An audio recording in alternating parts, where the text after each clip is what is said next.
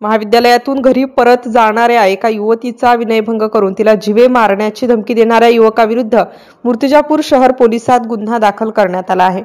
महाविद्यालयीन युवती ही 28 जानेवारी रोजी दुचाकीने महाविद्यालयातून घरी जात असताना आरोपीने तिच्या मागून स्कूटीने येऊन तिची दुचाकी रस्त्यात अडविली। मूर्तिजापूर तालुक्यातील खरब ढोरे येथील जय पुरुषोत्तम थोप वय 22 वर्ष याने सदर युवतीची दुचाकी थांबवून वाईट उद्देशाने तिचा हात पकडून मी तुझ्यावर प्रेम करतो असे म्हणून तिचा विनयभंग केला। पीडित युवतीने त्याला नकार दिल्याने आरोपी जय पुरुषोत्तम थोप याने तिला गालावर व कानावर जोरदार झापड मारून जीवे मारण्याची धमकी दिली। पीडित युवतीच्या तक्रारीवरून भारतीय न्याय संहितेच्या 74, 78, 2, 115, 2, 351, 2 कलमांतर्गत शहर पोलिसांनी आरोपी विरुद्ध गुन्हा दाखल केला आहे।